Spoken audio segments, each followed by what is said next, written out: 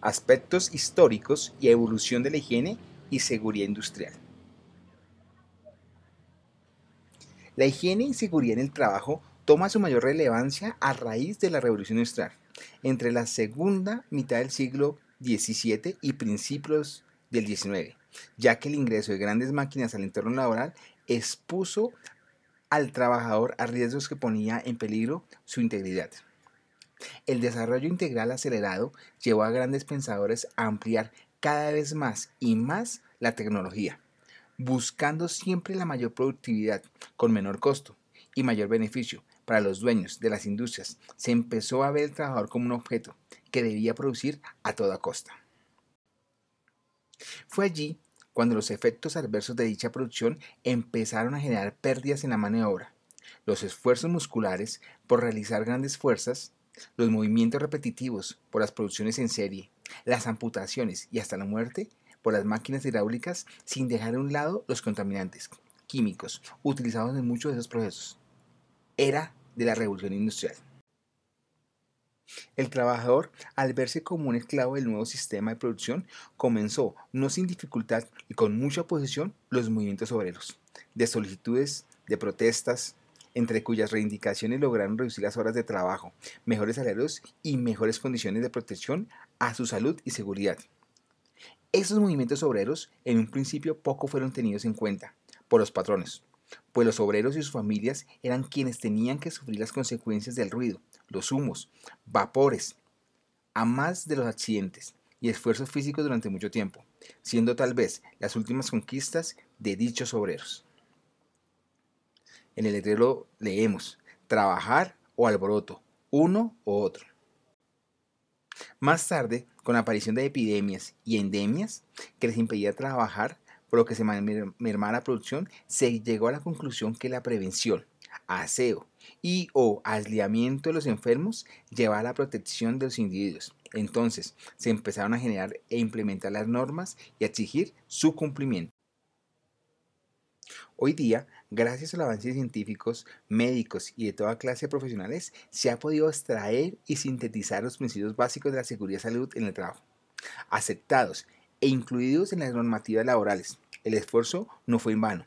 Es bueno recordar que a quienes tuvieron alguna influencia en la generación de estos condicionamientos, a favor de la salud y bienestar del trabajador, en general, que a la larga es la mayor parte de la población. Una de ellas es la invención de la vacuna, que tiene cara, ojos, nombres y apellidos. El 17 de mayo de 1749 nació Edward Jenner, quien alcanzaría fama mundial como inventor de la vacuna contra la viruela, y cuyas polémicas investigaciones en este campo estaban destinadas a cambiar la historia de la medicina para siempre. Y todo comenzó cuando una ordeñadora de vacas afirmaba: yo nunca tendré la viruela, porque he tenido la viruela bovina, nunca tendré la cara demarcada por la viruela.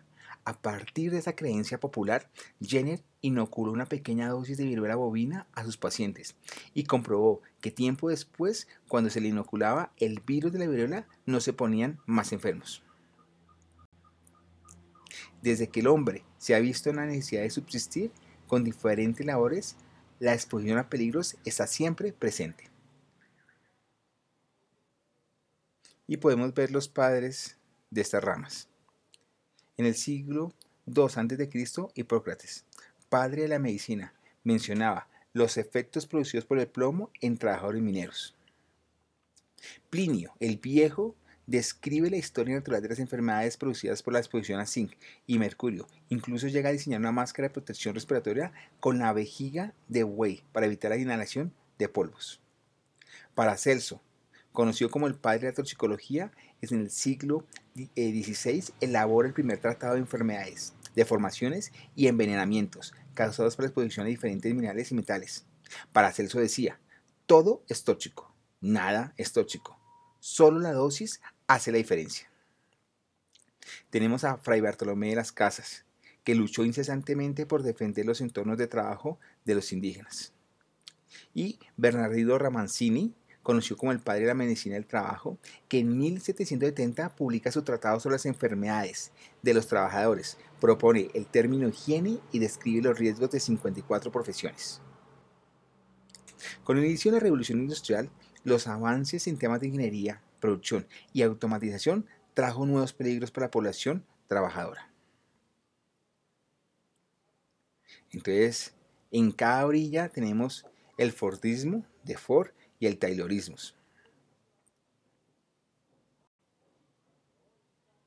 En 1833, en el Reino Unido se aprueba la Ley de Fábricas, donde se establece la prohibición de contratar a niños menores de 9 años en los trabajos y se fija una jornada laboral de 8 horas para niños entre 9 y 13 años, una jornada de 12 horas para los de 13 a 16 años y se hacía obligatoria la asistencia al colegio por 2 horas diarias para estos niños.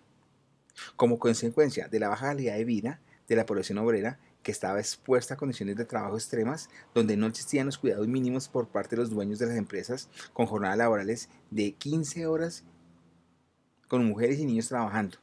Comenzaron las revueltas obreras y con la Declaración de los Derechos Humanos en 1848 se empieza a generar una conciencia internacional del cuidado que deben recibir los trabajadores.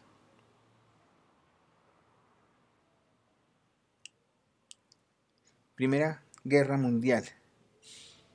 La OIT. Con el fin de la Primera Guerra Mundial, en 1919 se crea la OIT, Organización Internacional del Trabajo, influenciada por movimientos humanitarios, políticos, económicos que buscan a nivel global igualdad en condiciones laborales. En Estados Unidos, en 1970 se publica la primera ley de seguridad e higiene, hoy la ley OSH o la OSHA.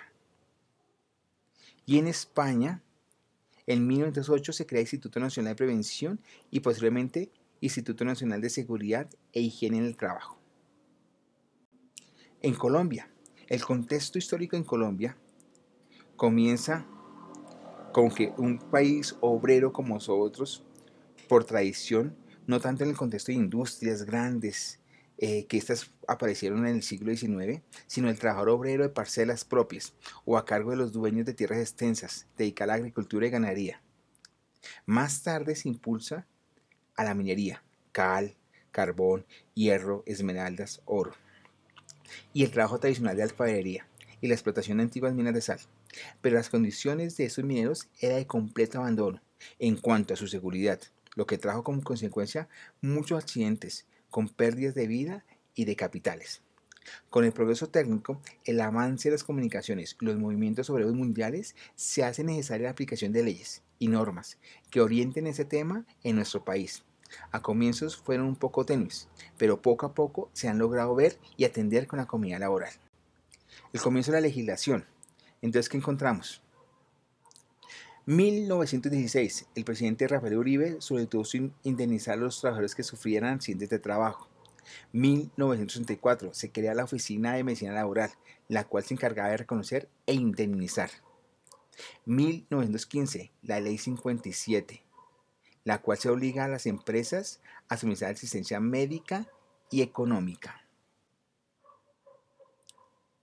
Se promulga el Código Sustantivo del Trabajo en 1950, el cual se encuentra vigente hasta el día de hoy, con el cual se plantean las primeras leyes en el tema de seguridad y salud del trabajo, como el Código Sanitario Nacional, la Ley 9 de 1979 y el Estatuto de Higiene y Seguridad Industrial, el cual está compuesto por 4 resoluciones expedidas por el Ministerio de Trabajo.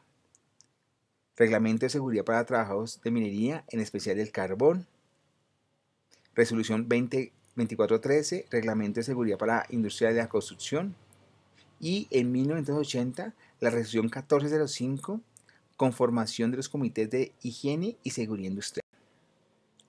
Aquí es importante que revisemos y miremos la pirámide de Kelsen, que es el principio de la jerarquía, implica que una norma de rango inferior no puede contradecir ni vulnerar lo que establece una de rango superior. Y entonces, ¿qué tenemos? La Ley 100. En 1989 se emite la Resolución 16 que reglamentó la organización, funcionamiento y forma de los programas de salud ocupacional que debían desarrollarse las empresas en Colombia. En 1993 se promulga la Ley 100, el decreto 1295, los cuales establecen los sistemas generales de riesgos profesionales. donde se estableció la prevención de enfermedades profesionales y accidentes de trabajo, las intenciones médicas, tratamiento, pago de pensiones o indemnizaciones derivadas de esos sistemas que eran cubiertas por el Instituto de Seguro Social, antiguamente el ISS. En el año 2012 se promulga la Ley 1562, norma que establece el cambio en la terminología de salud ocupacional por seguridad y salud en el trabajo, incluyendo la implementación de los sistemas de gestión a los macroprocesos de la prevención de enfermedades y accidentes de trabajo. También se hizo la transición de la concepción del término de riesgos profesionales a riesgos laborales, ya que la población trabajadora que no tenía una formación educativa profesional consideraba que el sistema solo aplicaba a los que tenían títulos universitarios. Principios básicos de gestión.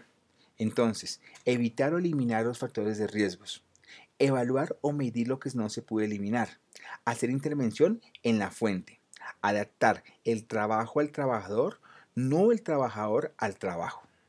Hacer uso de los cambios tecnológicos. Realizar la sustitución de material peligroso por uno menos peligroso o nada peligroso. Siempre preferir medidas de protección colectivas ante que las individuales. Mantener una comunicación clara y directa con los. Hasta comienzos del año 2012, en Colombia se hablaba de salud ocupacional, pero con la ley 1562 del 2012 se inició el cambio gradual hacia el sistema de gestión de seguridad y salud en el trabajo, que en su artículo 1 se decreta que a partir de la fecha se conocerá como seguridad y salud en el trabajo. Y dice este artículo: disciplina encargada de la prevención de las lesiones y enfermedades causadas por las condiciones de trabajo, de la protección y promoción de la salud de los trabajadores. Tiene por objeto mejorar las condiciones y el medio ambiente del trabajo, así como la salud en el trabajo, que conlleva la promoción y mantenimiento del bienestar físico, mental y social de los trabajadores en todas las ocupaciones. La transición continúa con la entrada en vigencia del decreto 1443 del 2014, el cual ahora se encuentra compilado en el decreto único del sector trabajo 1072 del 2015, donde establece en su libro 2, parte 2, título 4, capítulo 6, las disposiciones para la implementación del sistema de gestión de la seguridad y salud en el trabajo. Ahora bien, esto sigue evolucionando.